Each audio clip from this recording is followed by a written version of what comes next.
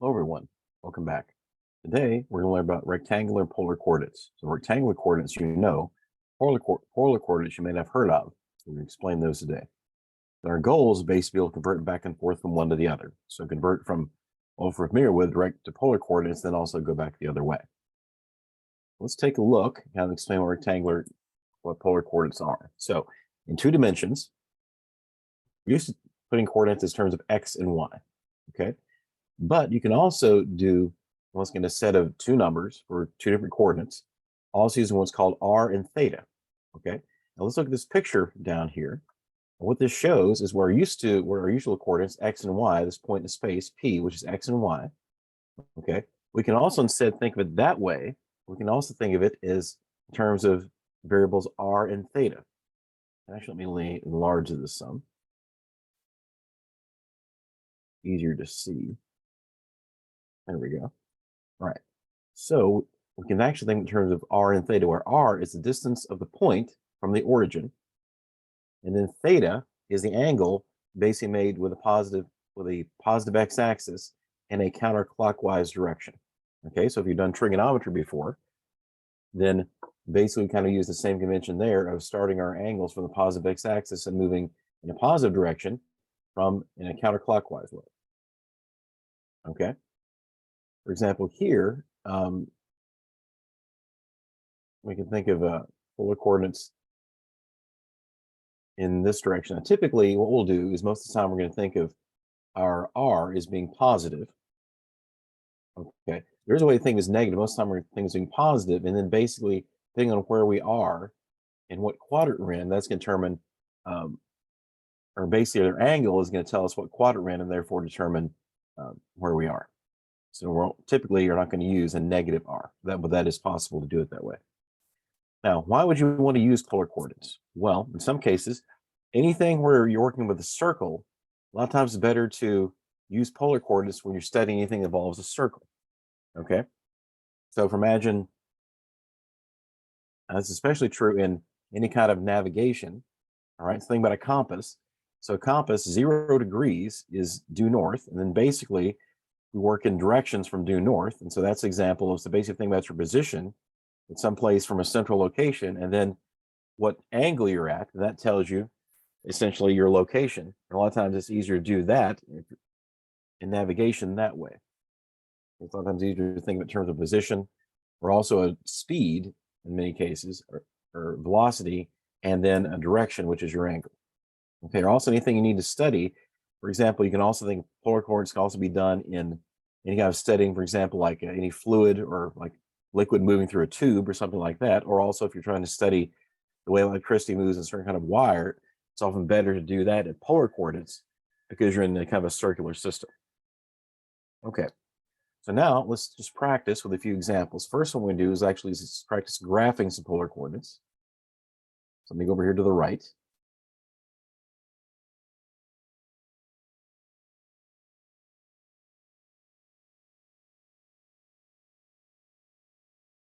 I'm going to graph these first, then we're going to practice with converting them. So I actually have a grid here. So let me actually move this up a bit. Okay, so we'll do a few examples. Okay, in both degrees and in radians. You might be useful to do either one. So number one, let's say we want to do graph 2 and pi over 2. Okay, let's look at our grid. Okay, and this is actually a grid I just found online. All right, so maybe easier to go for our angle first. So pi over 2, starting with the positive x-axis right here. Pi over 2, of course, the same as 90 degrees.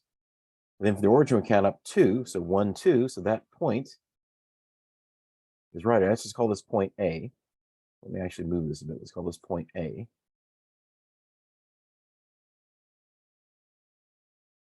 Okay, let's do another one. So number 2, how about we do 1 and negative pi over 6? Okay, now this one, usually we'll give our angles as a positive angle, but it could be as a negative angle. Let's think about that. So negative pi over 6, and we're starting from the positive x-axis, a negative angle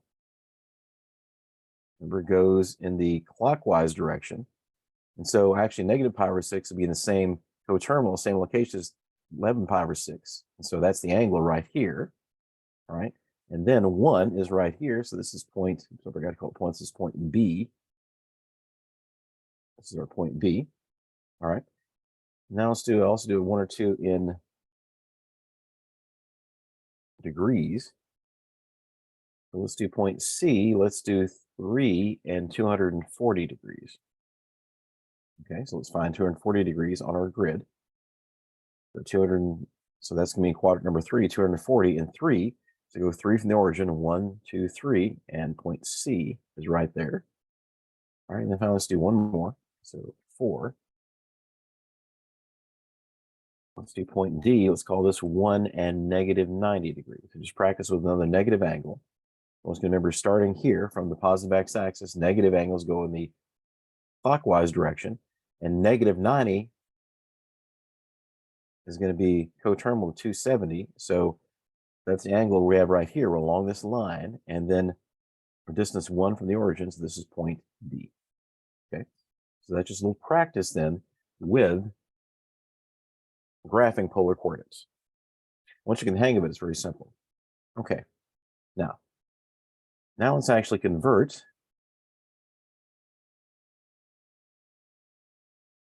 to polar coordinates.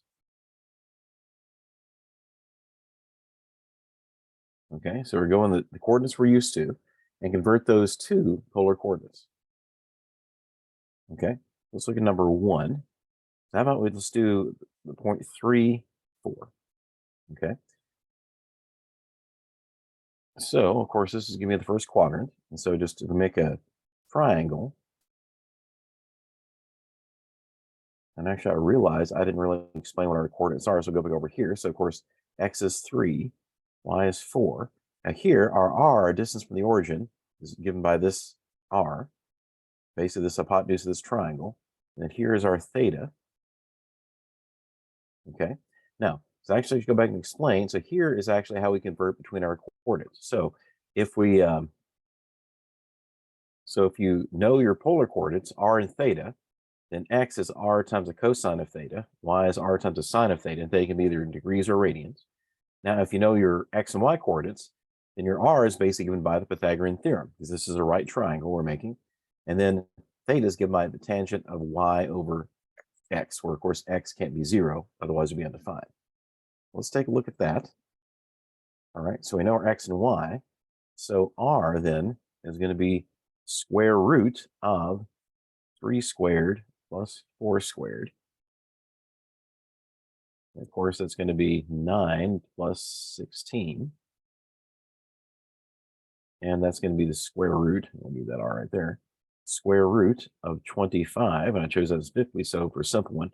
So r is 5. So this distance r is equal to 5. Okay, then to find our theta, so the tangent of theta is going to be y over x, so it's going to be 4/3. Okay, now this is one where basically we're going to use the inverse trig function, inverse tangent. So take the tangent, inverse tangent of both sides. So theta is actually equal to the inverse tangent of 4/3.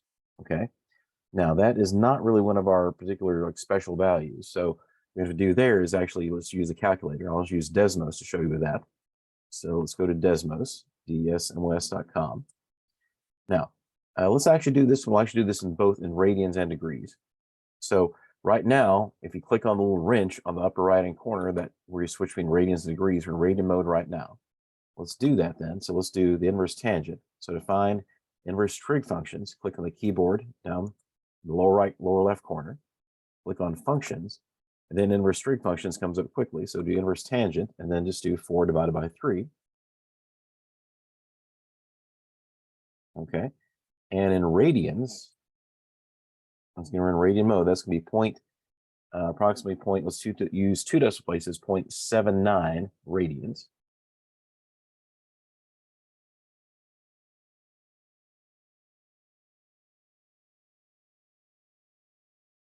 Now let's find that in degrees. So let's go back and take a quick look at that.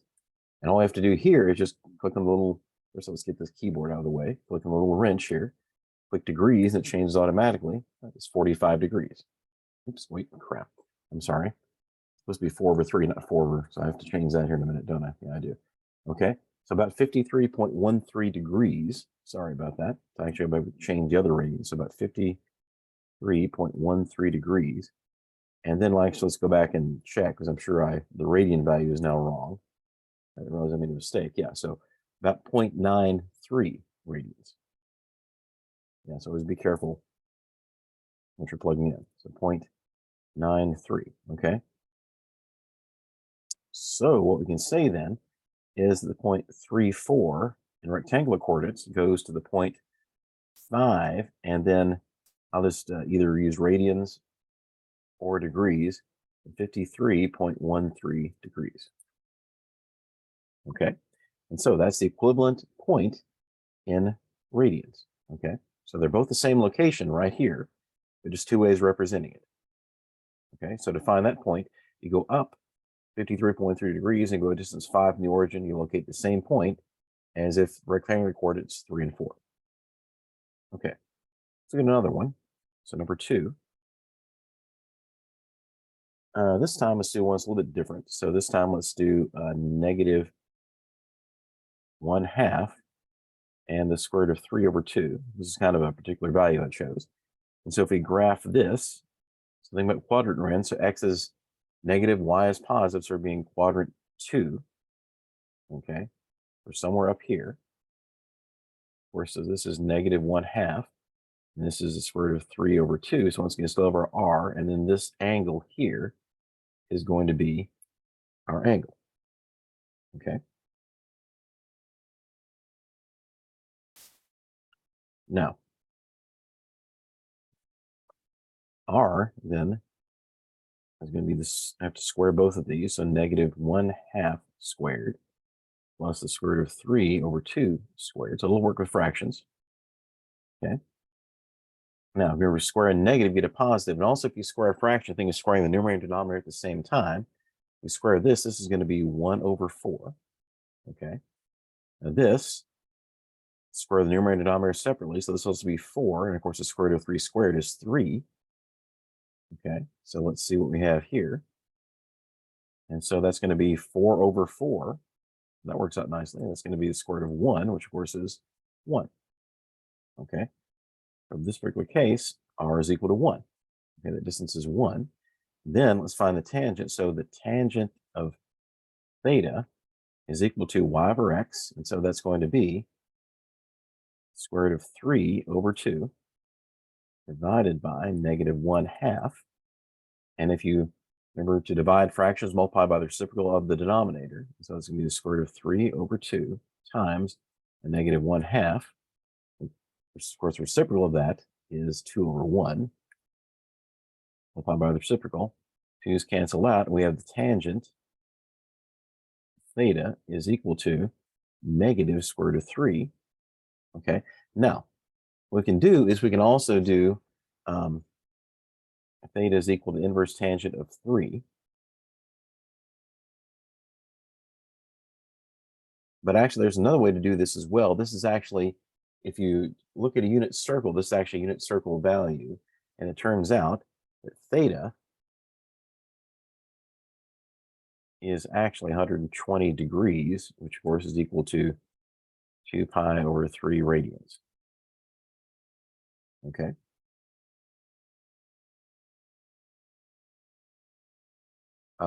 But let's actually talk about what happens if you do the inverse tangent of 1/3. So this negative square root of 3 is actually what's going to happen. That's going to put you in to do this.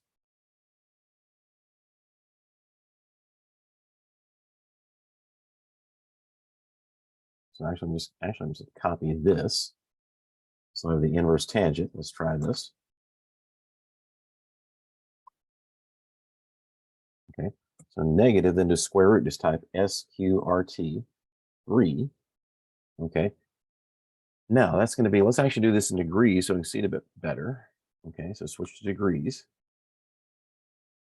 Now it's negative 60 degrees. Now, why did it give us a negative? Well, what you have to remember about inverse tangent is the output, okay, is actually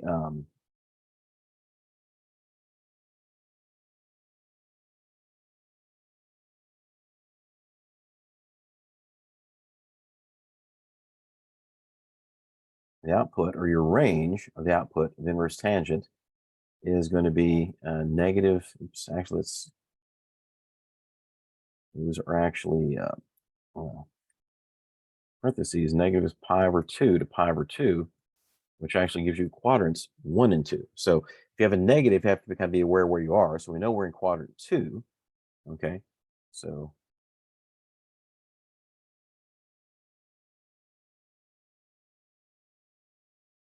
let's kind of wrap this one up. What happens is that basically, if we have this angle right here, we know we're right here. Okay, what this is a 60 is essentially a reference angle, because we're in quadrant 2, and so this angle becomes 120 degrees. Okay, that's kind of how to use that. All right, but in this case, I gave you a special one, so this is actually like a unit circle value, 120 degrees. All right, so after saying all that, so the point negative 1/2 negative square root of 3 over 2 in polar coordinates becomes 1. You can rather use a 1 at 120 degrees or 1 and 2 pi over 3. Okay, good. Now, let's practice a couple converting the other ways. This time I want to convert to rectangular coordinates. Let's abbreviate that.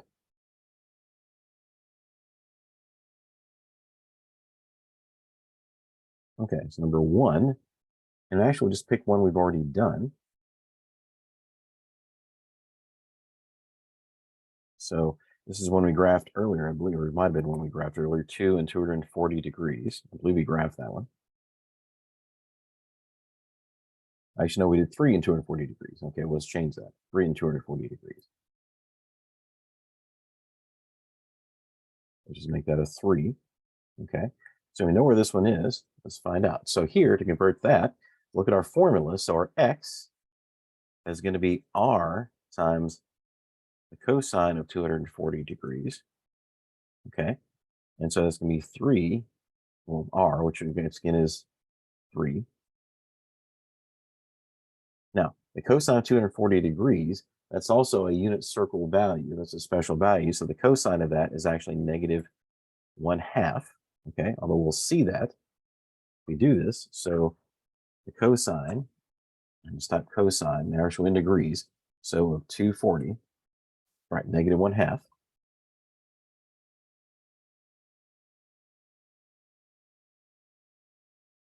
And so that's going to be negative 3 over 2. And also, I should have put a little picture here. So 3 and 240. So if we graph that, so here is 0 degrees, 90 degrees, 180 degrees, 270 degrees. So we're about, depending on where you put it, so we're about right here. Okay. So this then is 3, and this angle here is 240 degrees. Okay, so we want to find this x and y coordinate. This is our x. Okay. Then let's find our y. And actually going from polar to rectangular is easier. So y is going to be r times the cosine of theta, r times the sine of theta. So it's going to be 3 times the sine of 240 degrees. Okay. Now, if you use like a unit circle, you find this is actually going to be negative square root of 3 over 2. Okay. Now, if you do that on a calculator, we'll just approximate it. We can check that. Okay. So if you do the sine of 240, okay, if you just approximate negative, it's negative. So type in negative, then square root SQRT of 3. And use your cursor to get out from under the square root, then divided by 2. Same thing. Okay. And so we multiply that. And so that's going to be negative 3 times the square root of 3 over 2. Okay. And so I have to say here is that 3 and 240 goes to, in rectangular coordinates, goes to the point -3/2 and -3 times the square root of 3 over 2. Or you can also approximate that with your calculator if you need to. Okay, let's do one more of those. Let's do one with the radians, number 2 of these. And how about we do this? Let's just do a simple. Let's do 2 and pi over 2. We also did this one, I believe. Or did we? Doesn't really matter, but yeah, 2 and pi over 2. Okay, so let's draw basically where this one should be. So in radians, this is 0 radians, pi over 2 radians, pi and 3 pi over 2 down here. So obviously we're right, approximately right here, right? So this r is 2, and this angle here is pi over 2. But everything works the same way, okay? So x is equal to r, which is 2, times the cosine of pi over 2.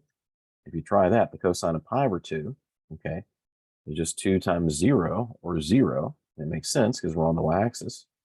And then y is 2 times the sine of pi over 2. And if you check, sine of pi over 2 is 1. And once again, that's what it should be. And so our point in polar coordinates, 2 and pi over 2, becomes in rectangular coordinates 0 and 2. Okay, that's the same point. All right, so what we've seen today is basically how to graph polar coordinates. Okay, you've used a grid or any kind of grid like that. Those are helpful. You can find those online. Be able to convert to polar coordinates. So our conversion to polar coordinates is basically using, for r, our distance from 0, use the Pythagorean theorem. Remember here, we're thinking of r as being positive. And then this can be a little more difficult. So the inverse tangent of theta is equal to y over x, as long as x is not equal to 0. And then you have to make sure you know which quadrant you're in. Then depending on the answer you get, if you have a negative answer for the inverse tangent, it means you're in quadrants 2 and 4. The positive answer, either in quadrants 1 or 3. And then basically, depending on where you are from your point, you know which one to use. And basically, this will either give you the angle itself or a reference angle. Okay, and then we converted the other way from this, the easiest conversion from polar coordinates to rectangular coordinates, either in degrees and radians. So we just use x equals r times the cosine of theta, y equals r times the sine of theta. And that's how we convert to and from rectangular and polar coordinates. Thank you. Have a good day.